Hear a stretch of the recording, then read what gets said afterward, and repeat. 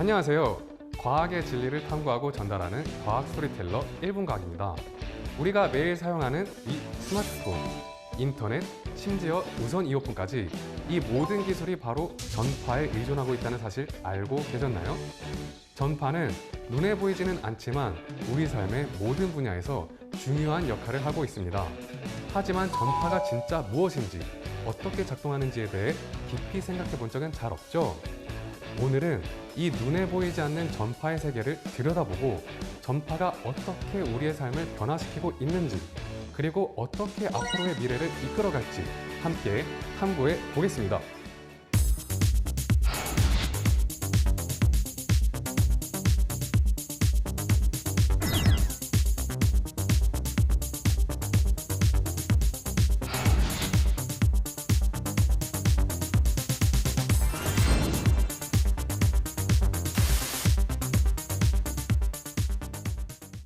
우리 주변에 보이지는 않지만 존재하는 게 있습니다.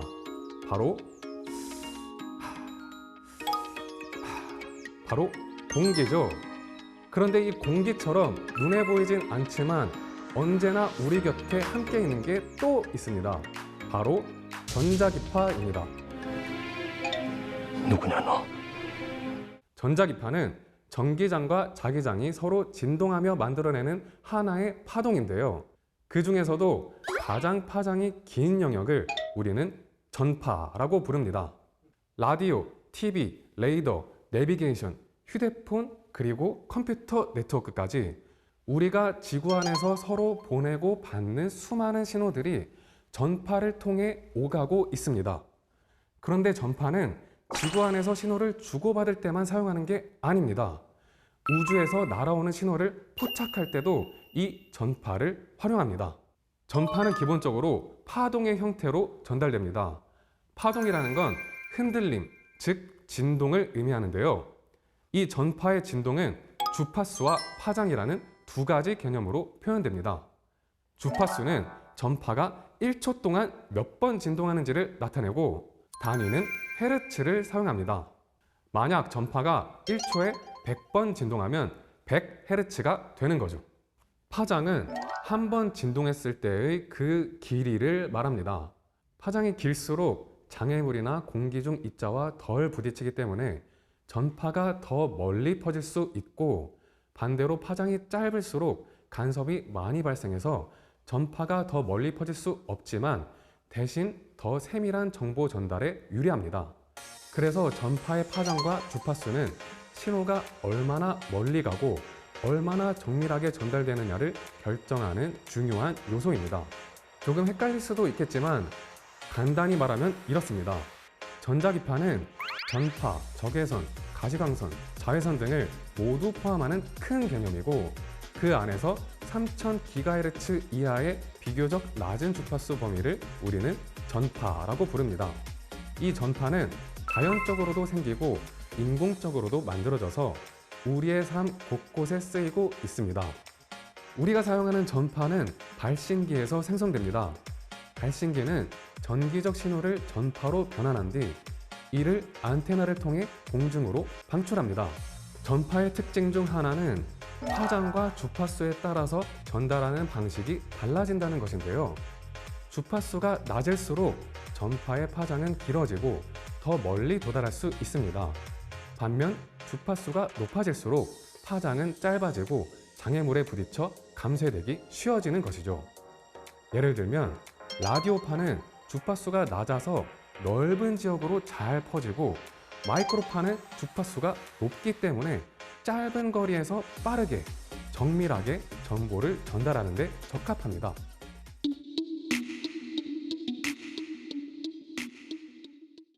자, 그럼 우리 눈에는 보이지 않는 이 전파, 일상 속에서는 어떻게 활용되고 있을까요? 여기서 퀴즈 드리겠습니다. 다음 중 전파를 사용하는 건 무엇일까요? 1번 전자레인지, 2번 드론, 3번 도어락, 4번 와이파이 공유기, 5번 다 사용한다. 정답은 5번, 전부 다 사용합니다. 전자레인지는 2.45GHz 주파수를 사용합니다. 심지어 와이파이랑 똑같습니다. 그러니까 엄마가 밥 때우면 와이파이 느려지는 거 과학적으로 맞는 말입니다. 이렇게 생각하시면 편해요. 같은 도로를 와이파이랑 전자레인지가 같이 사용하면서 길이 막히게 되는 거예요. 전파는 처음 발견됐을 때부터 통신 매체로 활용됐습니다. 가장 대표적인 예가 라디오 방송입니다. 우리가 듣는 라디오 전파는 방송국에서 송출돼서 공기를 타고 이동하고 주파수가 낮아서 주로 음성 신호 전달에 적합합니다. 텔레비전 방송도 마찬가지입니다. 요즘은 디지털 방송이 많지만 여전히 전파를 이용해 송수신이 이루어지고 있습니다. 그 외에도 우리가 매일 쓰는 휴대폰 통화, 와이파이, 블루투스, 교통카드 같은 기술들 역시 모두 전파를 이용해 신호를 주고받는 방식입니다. 이렇게 보면 전파는 우리 삶 곳곳에 아주 깊숙이 녹아들어 있는 존재입니다. 어쩌면 이제는 전파가 쓰이지 않는 분야를 찾는 게 더 어려울지도 모르겠습니다.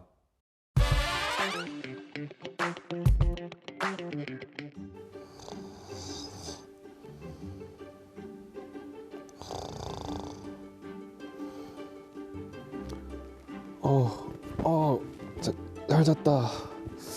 이제 일어났고 뉴스나 봐볼까? 뭐야? 왜 와이파이가 안 돼? 뭐야? 와이파이 5G도 안 되네? 아, 왜 안 돼? 인터넷 해야 돼, 인터넷. 어떡해?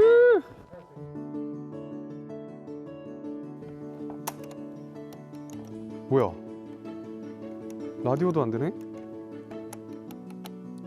그러면 TV도 안 나오네? 뭐야? TV 왜 안 돼? 헉? 전파가 사라졌나? 우리는 너무 당연하게 생각했지. 그 보이지 않는 존재를. 하지만 지금 모든 통신이 멈췄어. 아니, 카카오톡도 안 와. 내가 인기가 얼마나 많은데. 전파는 항상 우리 주변에 공기처럼 존재합니다. 라디오, TV, GPS, 블루투스, 스마트폰 다 전파로 연결되어 있죠. 하지만 전파가 없었으면 지금 이 영상도 보실 수 없었겠죠?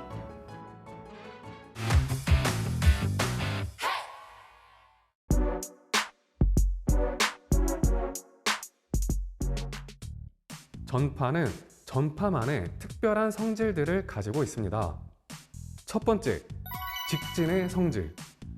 전파는 빛처럼 직진하는 성질이 있습니다. 즉, 하나의 점에서 다른 점으로 최단 거리를 따라 이동하려는 속성이 있습니다. 두 번째, 반사의 성질. 전파는 물체에 부딪히면 닿은 각도와 같은 각도로 반사돼 다시 튕겨나오게 됩니다. 이걸 입사각과 반사각이 같다고 하죠. 라디오나 TV 신호가 건물에 반사되면 예상치 못한 방향으로 전달되기도 합니다. 세 번째, 굴절의 성질. 전파는 서로 다른 밀도의 매질을 통과할 때 방향이 바뀌는 현상, 즉 굴절을 겪습니다. 예를 들면 어항 속의 물고기를 볼 때 실제 위치보다 휘어져 보이거나 커 보이기도 하죠. 그건 빛의 굴절 때문인데 전파도 마찬가지로 공기, 물, 지면 등을 통과할 때 방향이 살짝 꺾이면서 진행되게 됩니다. 네 번째, 회절의 성질. 조금 낯설 수 있지만 전파는 장애물을 휘돌아가는 회절도 합니다. 산이나 건물처럼 큰 장애물이 있을 때 전파 일부가 가장자리나 틈을 따라 휘어지며 도달할 수 있습니다.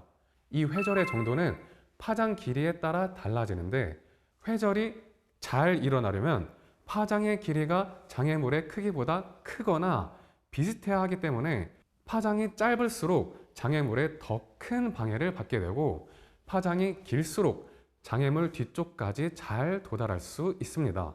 그래서 파장이 긴 전파는 건물이 많은 지역에서도 효과적으로 사용할 수 있고 짧은 전파는 정밀하지만 장애물에 약한 특성을 갖고 있습니다.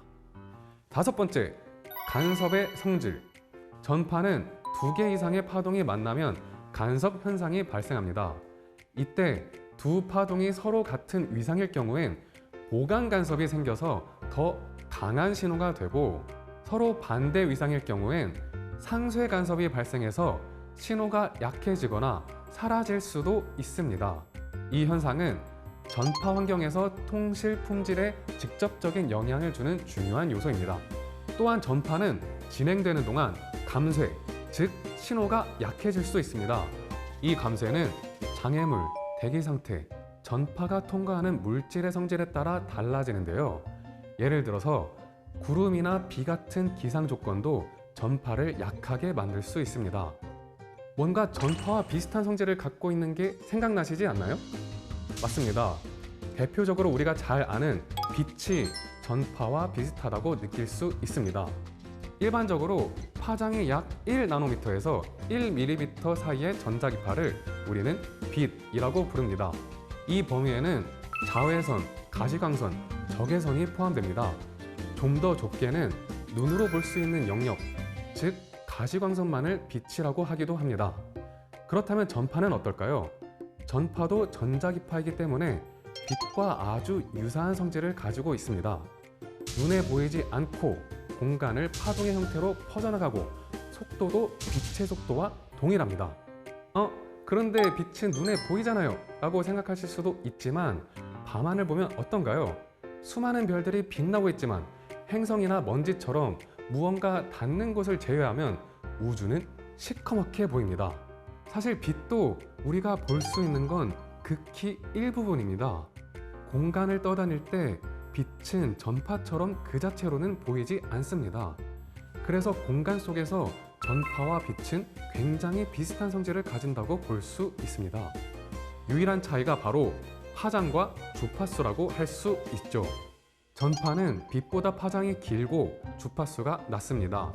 그래서 신호를 주고받는 용도로는 전파가 더 다루기 쉽고 안정적이기 때문에 우리가 사용하는 통신이나 방송에서는 주로 전파가 쓰이는 것입니다.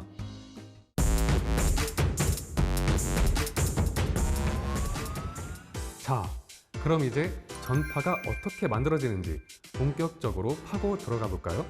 전파란 변화하는 전기장과 자기장이 서로를 유도하면서 공간을 따라 퍼져나가는 파동입니다. 무슨 말이냐면 전선에 전류가 흐릅니다. 이 말은 전하가 움직인다는 소리겠죠?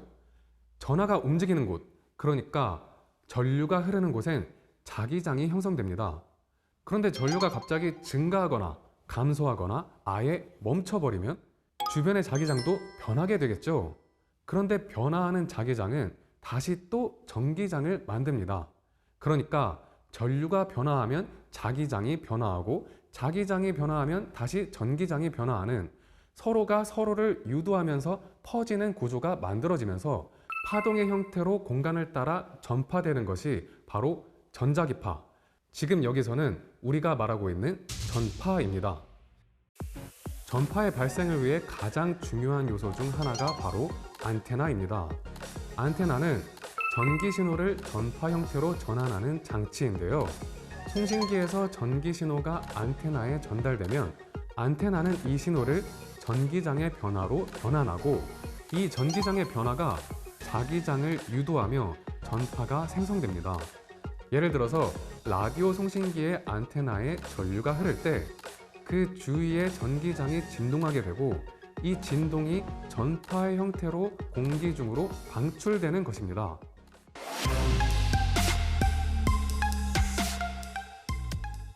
그렇다면 앞으로 다가올 미래에는 전파가 어떤 분야에서 더 많이 활용될 수 있을까요? 가장 먼저 떠오르는 건 역시 통신기술 그리고 AI 분야일 것입니다. 전파는 지금까지도 통신기술의 핵심이었고 앞으로는 6G 같은 차세대 네트워크와 함께 기가헤르츠를 넘어 테라헤르츠 대역의 초고주파 전파까지 활용될 가능성이 크다고 합니다. 이런 기술은 단순한 통신을 넘어서 사물 인터넷, 자율주행차, 드론 같은 실시간 데이터 교환이 필요한 분야에서 핵심 역할을 하게 될 것입니다. 전파를 통해 기기들이 서로 정보를 주고받고 주변 환경이나 위치를 실시간으로 파악하면서 움직일 수 있겠죠. 특히 AI 기술과 전파는 점점 더 밀접하게 연결되고 있습니다.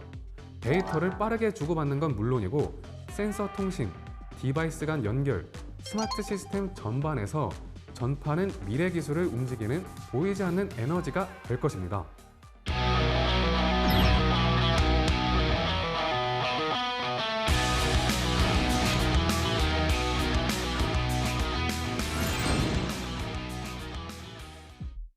전파는 이제 단순한 통신 수단을 넘어서 에너지, 의료, 우주, 군사 등 다양한 분야에서 핵심 기술로 자리 잡게 될 것입니다. 미래의 전파는 단순한 연결을 넘어서 더 빠르고 더 똑똑하고 더 효율적인 방향으로 발전하게 될 텐데요.